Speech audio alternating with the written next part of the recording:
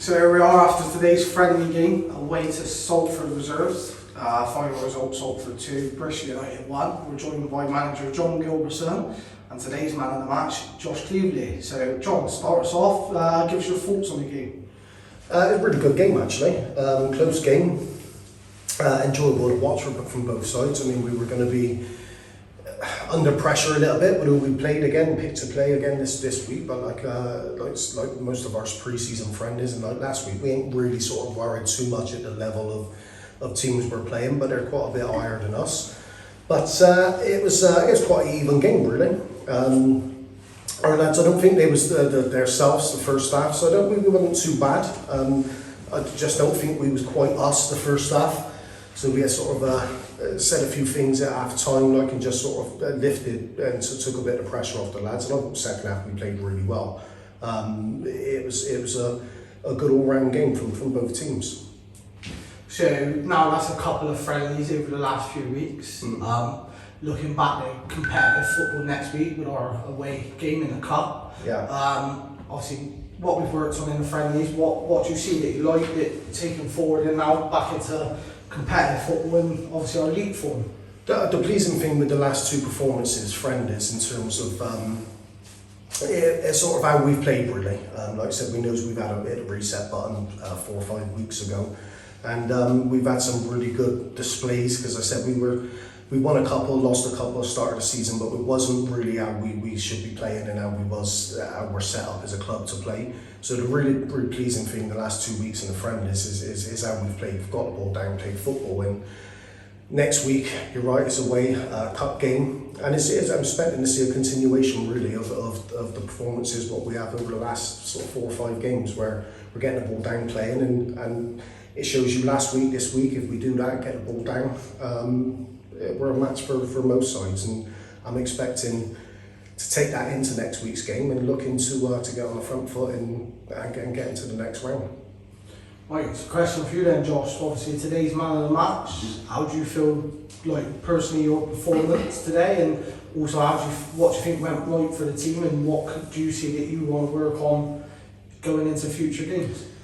Well, for starters, I think the first half we struggled a bit. I think the change that got made with the defence and midfield helped us a lot get more of a control of the game. I felt a little bit more comfortable in the second half, especially. Dan helped me a lot, and we felt like we took a bit more control. It was nice to have Sam in midfield, another ball playing midfielder with Josh. I just felt like going into the next one, a lot of confidence in the back line coming off that. Yeah, continuing then, John, give us your thoughts on today's man of the I match. thought Josh was outstanding, and actually I don't sort of really pick out too much individual things in front of a team, and there was a couple of negatives to pick out, but Josh was one of the positives of the first half. I thought he was superb first half and carried on the second half very much the same vein. He was quick today on the cover, quick on the turn, aggressive in the tackle as he always is, dominant in the air as well, and I thought he was outstanding today, and even on the sideline you could hear some of the subs and sort of people sort of commenting on the performance, which you don't normally get, with how good he was. So thoroughly deserved today. He was outstanding. Yeah, so looking at the team that we started with today, obviously there's no secret we were missing a few, trying a few in new positions, and on these videos we always hear about the top players we got, and we know who the important players are, but the players that stepped in today, maybe in different positions than used to. Give us your take on how they contributed to the team. Well, I think all 11 men, or 13, 14 men, the subs, everybody made a contribution today, in terms of, which I'm not going to sort of go too in depth on a video, but in terms of their performances, we tried out a few new performances, some you like, some you think actually that's not working, let's shift it. And just for an instance, for Sam today, starts off centre half, which he'd been all season, but comfortable enough to put him in midfield, so he played there and I know what I'm going to get from him. But 2 goalies today, so Sauchi had sort of a 45 and Alex the second 45, so it was nice to look at them in goal today. And so I said I saw a couple of saves, good with their feet. There's stuff for all of us to work on, but no, I'm pleased with the whole team and the whole performance today.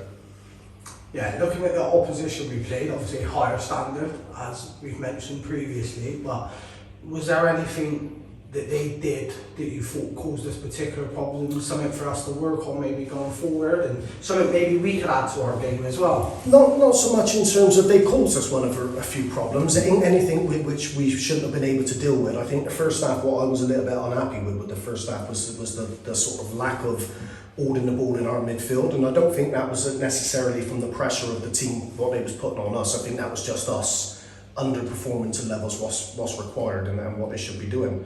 So that's why I sort of changed it around a little bit mid first half and just made a sort of couple of little tweaks with personnel and stiffening it up in the midfield with Sam and moving Dan back into a more comfortable centre half position. And Dan had a great game then for the sort of remaining 60 minutes in centre halves. But not really. I mean, they were sort of got the ball down, looked at it on the diagonal, looked at it down the wings sometimes with sort of more direct passing, but then they was equally adept at picking it up and pinging a couple of 1-2s. But I don't feel we was really under pressure at all, not really. I mean, it was 2 goals, which is on another day is easily avoidable from our point of view.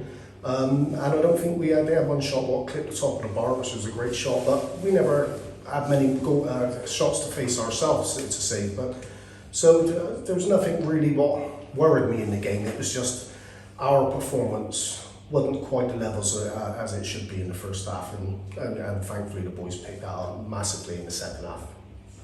Moving back to you then, Josh. Obviously you joined us last year. John moved you to centre half in pre-season, somewhere you're not familiar with. How have you adapted to the change? How do you think it's going, and what's your personal goals as well as team goals for the rest of the season? Where do you want to reach? Well, when I first joined, I didn't really play a lot of football, so I didn't really know my position too well. And John did say I tried out in a few. I think it was like CDM, centre mid, cam, right wing, right back. But this season was the first time playing centre back, and it's the most comfortless I've felt on the pitch. And I feel like it's the one position I can grow, kind of put my stamp on it. I feel like we've got a lot of good quality in midfield and on the wings and up front. So I think I kind of picked that as my one, and I want to build on the performances I've been having and cement it in. We have a lot of good defenders, we have a lot of players. That's good all over the park. So stand my ground and stay there would be an achievement in itself. Yeah. Back to you then, John. Final question. Obviously, you spoke on these videos a few weeks back that we've had a big reset as a team after the start that we had, and back to basics, and to what's that? Probably been a good 4 or 5 games now with this new ethos. What have you learned about the team? Is there anything that's like confirmed your thoughts from before?